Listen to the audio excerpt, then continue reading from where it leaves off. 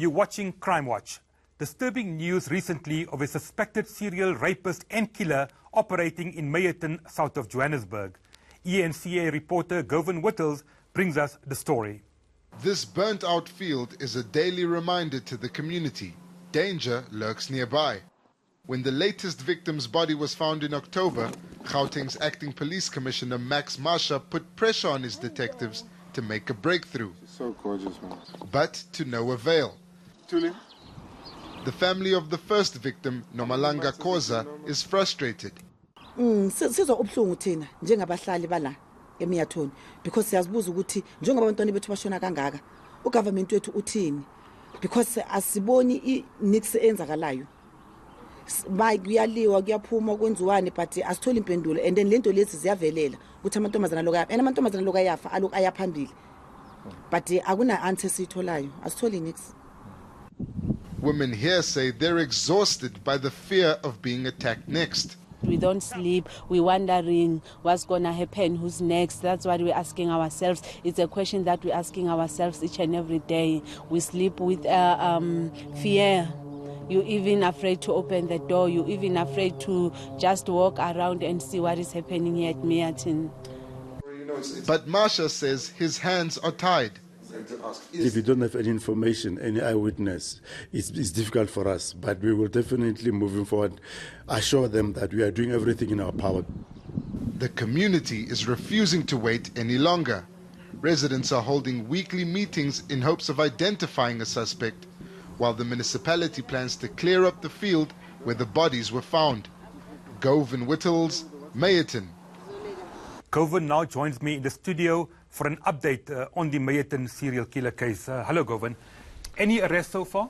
Well, not yet, Yusuf. Since we reported on the story a few weeks ago, you'd know that this case was elevated to the provincial division of the SAPS. In fact, the acting commissioner of Gauteng taking personal charge of this. But so far, that has not yielded any results. The latest has been a mass meeting which was held in the Sicelo area where these killings have happened. That happened on the 5th of December. And basically, the station commander of the Meyerton police was there asking for information. The mayor did the same thing. He's gone on local radio stations, currently visiting the different areas where these killings have happened, appealing for information. But we're expecting a breakthrough once the DNA testing of the latest victim of the suspected serial killer, Zoleka Ngwenyeni, comes back, and that should be just before Christmas. What do we know of the modus operandi? Well, the modus operandi here seems similar. We know that the killer usually strikes when there are times of protest in the Sicelo area, and he tries to use the fact that the roads are blockaded as a way to conceal his identity. Then, as you mentioned, all of the victims, the 5 women who are the cases that are being investigated, they were all raped at first and then killed, usually stabbed through the heart with what the police believe could be a screwdriver, but they're not sure yet, and then dumped in more or less the same vicinity. It's in the Sicelo informal settlement. It's a field between the Sicelo informal settlement and the Jantin township. And that area is used by many people. And that's where most of the bodies have been discovered. Now, in your package, we saw the community is anxious. Family members are obviously very, very worried. And the serial killing case has really rocked the Meyerton community. It has, in fact. It has. In fact, it's gone to the extent of women not going through that patch of land anymore. And to put it into context, this is the only way of reaching the township. So it's one of the only ways to pass through. And the community is, in essence, still paralyzed by fear. And this morning I spoke to one of the community members and said, at this point, they're just praying for the police to make an arrest. Well, thank you very much, eNCA reporter Govan Whittles, for an update.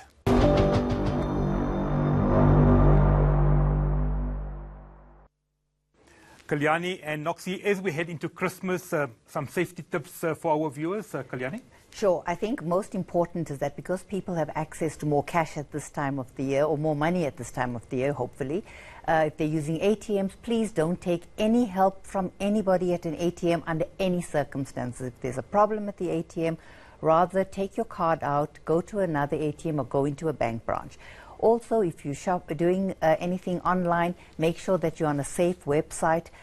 Make sure that you know and look out for all the security features before you actually put in your card details.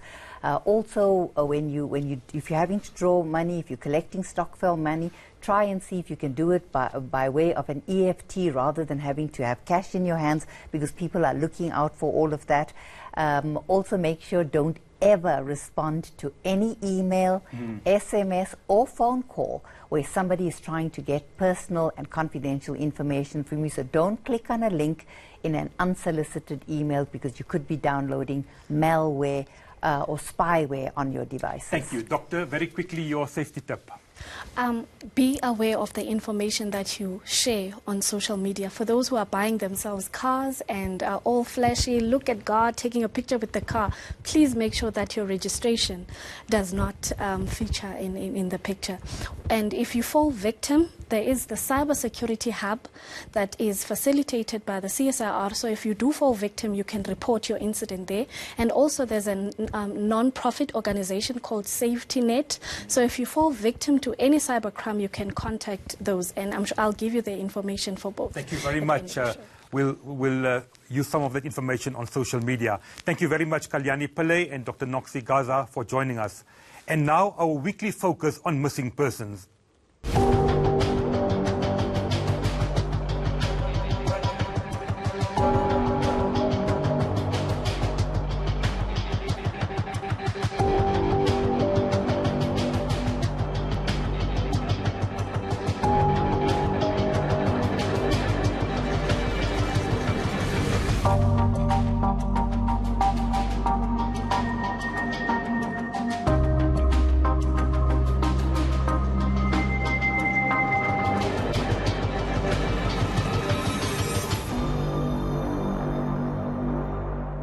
And remember, please be on the lookout for these wanted criminals.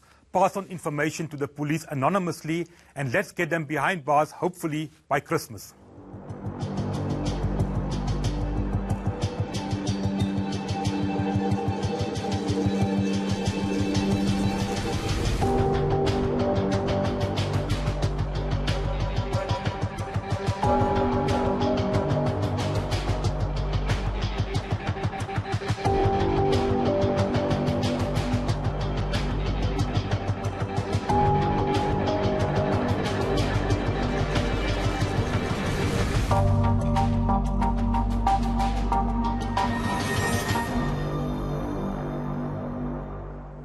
That's the Rogues Gallery.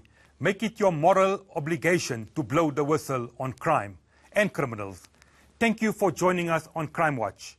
I'm Yusuf Abramji. It's a war, and we are going to win it. Goodbye.